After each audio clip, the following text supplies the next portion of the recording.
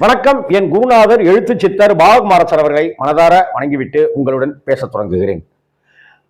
அதாவது, நீ நேற்று என்னைய பழி வாங்கினீல, அதே போல நான் உன்னைய இன்னைக்கு பழி வாங்குறேன் அப்படிங்கிற விஷயம் எல்லா மனிதர்கள்கிட்டையும் இருக்குங்க. எல்லோரும் நல்லவரே அப்படிங்கிற மாதிரி 70% ஒருத்தங்கள்ட்ட ஒரு நல்ல குணங்கள் இருக்கும். அதே போல 30% கொஞ்சம் குரூயலா, டாக்டிஸா, தந்திரமாக செயல்படுகின்ற குணங்களும் இருக்கும். ரெண்டும் கலந்தது தான் மனித மனங்களே. இதுல ஒன்றும் மனித விசித்திரங்களுக்கெல்லாம் ஒன்றும் இடம் கிடையாது. என்ன இப்ப நடந்திருக்கு அப்படிங்கிறது தான் இப்ப ஹாட் டாபிக்.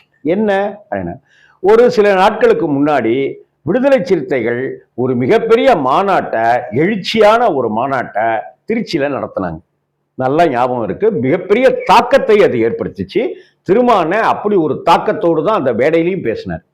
அங்க மேடைக்கு வருவதற்கு முன்னாடி அவர் தங்கியிருந்த அந்த ஹோட்டல்ல பக்கத்து ரூம்ல அதிமுகவை சேர்ந்த வைகை செல்வன் தங்கியிருந்தாருங்கிறதும், அப்ப 2 பேரும் சந்திச்சு பேசிக்கிட்டாங்கன்றதும், இல்ல புஸ்தகம் பரிசு கொடுக்கறதுக்கு தான் எனக்கு கிட்ட வந்தாரு அப்படின்னு திருமான சொன்னதும் நடந்திருக்கு இல்லையா? இதற்கு அடுத்தாப்புல வைகை செல்வனும் திருமாவும் சந்திச்சு கூட்டணி டீல் பேசியிருக்காங்க.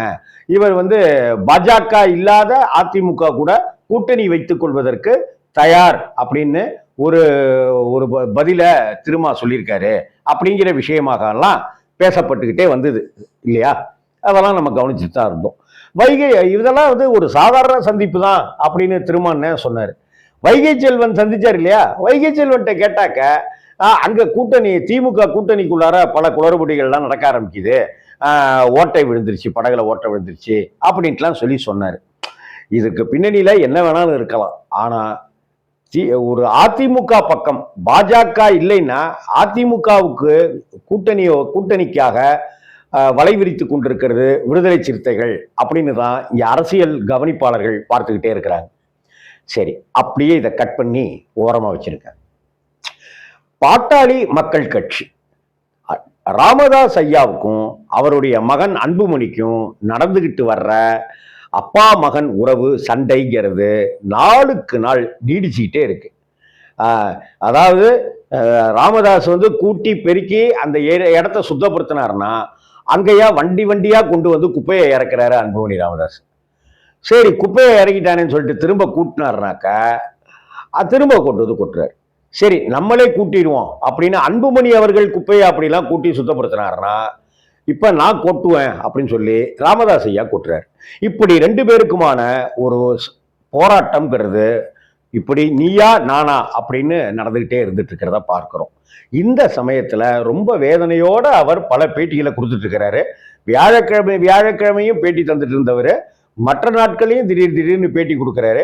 இன்னைக்கு மற்ற ஊடகங்களுக்கெல்லாம் ஒரு எக்ஸ்க்ளூசிவ் பேட்டியா, தனி பேட்டியாக கூட ராமதாஸ் ஐயா கொடுத்துட்டு இருக்கிறாரு. திடீர்னு புறப்பட்டு அன்புமணி போனாரு. அங்க டெல்லிக்கு போன அன்புமணி கட்சியை கைப்பற்றுவதற்காக போனதா சொல்லப்பட்டது. அங்க அவர் யாரை சந்திச்சாரு, என்ன பிளான் போடுறாரு, யாரு, சிலர் பேர் கூடலாம் ரகசியமாக சந்திப்பு நடந்திருக்கு அப்படிங்கிறது எல்லாமே தகவல்கள் ஒவ்வொன்றா கசிஞ்சுக்கிட்டே இருக்கிற இந்த சூழ்நிலையில ராமதாஸ் மனம் விரும்பி என் பையனே இப்படி முதுகுல குத்துறானேன்ற வேதனையோட இருந்துட்டு இருக்கிற சமயத்துல காங்கிரஸ் கட்சியினுடைய தமிழ் மாநிலத்தினுடைய காங்கிரஸ் கட்சியினுடைய தலைவராக இருக்கக்கூடிய செல்வ பெருந்தகை அவர்கள் ராமதாஸ் ஐயாவை போய் தைலாபுரம் தோட்டத்திலே பார்க்குறாரு. பார்த்துட்டு பேசிட்டு வராரு. ஒண்ணுமே இல்லைங்க, பாண்டிச்சேரியில ஒரு கூட்டத்துக்கு போயிருந்தாங்க. அந்த கூட்டத்தை முடிச்சுட்டு வர வழியில தைலாபுரம் இருக்கு, ஐயா வீடு இருக்கு. சரி, ஐயாவை ஒரு பார்வை பார்த்துட்டு போலாமேன்னு வந்தாங்க. இது ஒரு மரியாதையான சந்திப்பு, இதுல வேற ஒண்ணுமே அரசியல் பேசுறதுக்கு இடம் இல்லை அப்படின்னு சொல்லிட்டு வந்துட்டார். இதற்கு பின்னணியில தான் உடனே அடுத்த கட்டமாக ராமதாஸ் பாமகவில் 2 உடைய போகுது. ராமதாஸ் ஒரு பாமக, அன்புமணி ஒரு பாமக. அன்புமணி ஆல்ரெடி ஒத்த கால்லையும், சௌமியா அன்புமணி ஒத்த கால்லையுமா பாஜக கூட தான் கூட்டணிங்கிறதுல நிக்கிறாங்க. அவங்கெல்லாம் அந்த பக்கம் போயிடுவாங்க. ராமதாஸ் ஐயா 2 கால்லையுமே நிக்கிறாரு, பாஜக கூட போக கூடாதுன்னு. அதனால அவர் திமுக பக்கம் வர்றதுக்கு வாய்ப்பு இருக்கு. திமுகவோட பாஜக பாட்டாளி மக்கள் கட்சி வந்துச்சுனாக்கா விடுதலை சிறுத்தைகள் திமுகவில் இருக்காது. ஆல்ரெடி அவங்க விடுதலை சிறுத்தைகள் ஏடிஎம்கே கூட ஒரு மறைமுகமா டீலிங் பேசிட்டு இருக்கிறாங்க. அப்ப விடுதலை சிறுத்தைகள் அங்க போயிடும். ராமதாஸ் இங்கே வந்துருவாரு. இப்படியாக கணக்குகள்லாம் இங்க பேசப்பட்டுக்கிட்டே இருக்கு. இந்த ஒரு விஷயத்துல விடுதலை சிறுத்தைகள் இந்த நிமிஷம் வரைக்கும் திமுக கூட்டணியை விட்டு நாங்க விலகுறோம் அப்படின்றத அறிவிக்கல. ஆனா பாஜகவை விட்டு பாஜகவுக்கு எதிராக சமீபத்தில் தமிழகத்துல அதிமுக தலைமையில தான் ஆட்சி அமைக்கும், எந்த கொம்பனும் அதிமுகவா அழிச்சிட முடியாதுன்னு சொன்னதை, அந்த எந்த கொம்பனும் அப்படின்னு எடப்பாடி சொன்னதை வந்து அமித்ஷாவை தான் அவர் சொல்றாருன்னு நாம புரிஞ்சுக்கலாம் அப்படின்னு திருமா சொன்னதுங்கிறது ஒரு கிரீன் சிக்னல், மறைமுகமான ஒரு கிரீன் சிக்னல், அதிமுகவுக்கு வருவதற்கான கிரீன் சிக்னலை திருமா கொடுத்துருக்காரு அப்படிங்கிறதாவும் பார்க்கலாம். இங்க ஒரு ஆட்டம் என்னன்னாக்க, நீ திருச்சிக்கு மாநாட்டுக்கு போவ, அப்ப அங்க ஹோட்டல்ல தங்கியிருப்ப, அந்த ஹோட்டலுக்கு பக்கத்து ரூம்ல எதேச்சையா வைகை செல்வன் வருவாரு. அடடா பக்கத்து ரூம்ல இருக்காரு அப்படின்னு எதேச்சையா திருமான் தெரிஞ்சுக்குவாரு. அடடா திருமா இருக்காருன்னு எதேச்சையா வைகை செல்வன் சந்திச்சுக்குவாரு. எதேச்சையா நீங்க பேசிக்குவீங்க, எதேச்சையா போஸ்ட் கொடுத்துக்குவீங்க, எதேச்சையா அது வீடியோவும் போட்டோவும் ஊடகங்கள்ல வரும். புக்கு தாங்க கொடுத்தாரு, இலக்கியம் தாங்க பேசுறோம் அப்படின்னு நீங்க சொல்லுவீங்க. நாங்க இதை நம்பிட்டு இருக்கணுமா அப்படின்றது திமுகவுடைய கணக்கு. என்ன மிரட்டி பாக்குறீங்களா, நாங்களும் மிரட்டுவோம்ல அப்படின்னு காங்கிரஸ் செல்வ பெருந்தகைய ஒரு ஆயுதமா இங்க எடுத்துக்கிட்டு நேரா போங்க, தைலாபுரத்துக்கு போங்க, ராமதாஸ் ஐயாவை பார்த்து பேசுங்க. என்ன பேசணும்? இட்லி சாப்பிட்டீங்களா, உடம்பு எப்படி இருக்கு, சுகர் எல்லாம் குறையுதா, பிபி குறையுதா, இல்லை உங்க பையன் வந்து ரொம்ப பிபியை ஏற்றி விட்டாரா, பார்த்துக்கங்கண்ணே, நல்லா செய்யமா, நல்லா நீச்சல் குளம்லாம் சூப்பரா இருக்கு, அதெல்லாம் ஒரு கிளான்ஸ் பார்க்கறதுக்கு வந்தேன்ட்டு எது வேணாலும் பேசிட்டு நீங்க பாட்டுக்கு வந்துருங்க போதும். இதே போல இவர் போயிட்டு வர்றது. இப்ப செல்வ பெருந்தகையும் ராமதாஸ் ஐயாவும் சந்தித்தது ஒரு பெரிய விஷயமாகவும் விடுதலை சிறுத்தைகள் மத்தியில பார்க்கப்படுது. அதே போல திருமானனும் வைகை செல்வனும் சந்திச்சது திமுக கூட்டணி வட்டாரத்திலையும் அரசியல் வட்டாரத்திலையும் அது ஒரு பேசுபொருளை கிளப்பிச்சு. பேசுபொருளுக்கு பேசுபொருள், பழிக்கு பழி, சந்திப்புக்கு சந்திப்பு அப்படிங்கிற ரீதியிலேயே இந்த திமுகவில் இருக்கிற விடுதலை சிறுத்தைகள் கூட்டணியும் பாஜகவில் இதுவரைக்கும் இருந்துட்டு இப்ப இருக்கிறாங்களா இல்லையான்னு தெரியாத ராமதாஸ் ஐயாவை போய் காங்கிரஸ் கட்சியினுடைய தலைவரா இருக்கிற செல்வ பெருந்தகை போய் பார்த்துட்டு இருக்கிறதும், பல கபடி ஆட்டத்தை இங்க இந்த கோட்ல இருந்து அந்த கோட்டுக்கு போறது, அங்க தொட்டுட்டு வருது, இந்த கோட்ல இருந்து இங்க வருது, இங்க தொட்டுட்டு வருதுன்றதாவே இருக்கு.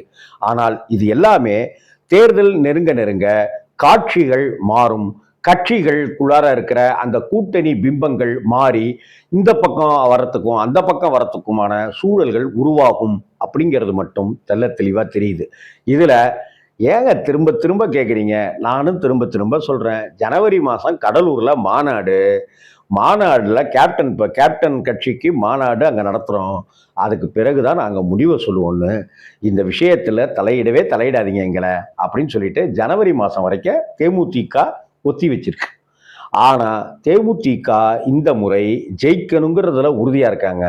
திமுக கூட சேர்ந்தாதான் அந்த ஜெயிப்பு கிடைக்குங்கிறதுலையும் உறுதியாக இருக்காங்க. இன்னொன்று, இதுவரைக்கும் அதிமுக பாஜக மக்கள் நல கூட்டணிலாம் இருந்துருச்சு, இந்த தடவை டிஎம்கே கூட கூட்டணி சேர்ந்தா பார்ப்போமே அப்படிங்கிற முடிவுக்கும் அவங்க வந்திருக்கிறாங்க அப்படிங்கிறதும் இங்கே பார்க்க வேண்டியிருக்கு. ஆக செல்வ பெருந்தகை ராமதாஸ் சந்திப்பும் வைகை செல்வன் திருமாவளவன் சந்திப்பும் அப்படிங்கிறதும் ஒரு பழிக்கு பழி. நீ என்னை அடிச்ச, நான் உன்னை அடிச்சேன், பழிக்கு பழி சரியா போச்சு அப்படின்னு சொல்லுவாங்கல்ல, நீ வேணா அடிச்சுக்கோங்கிற மாதிரி, அது மாதிரியான ஒரு அரசியல் ஆட்டத்துல இதுவும் ஒன்று அப்படின்னு தான் இதை பார்க்க வேண்டியிருக்கு. ஆனால் இந்த சந்திப்புகள் வெறும் சந்திப்புகளாக மட்டுமே இருக்காது, இந்த சந்திப்புகளுக்கு பின்னணியில பல கணக்குகள் இருக்கின்றன அப்படிங்கிறது தான் அரசியல் களத்தினுடைய தேர்தல் களத்தினுடைய யதார்த்தம். வணக்கம்.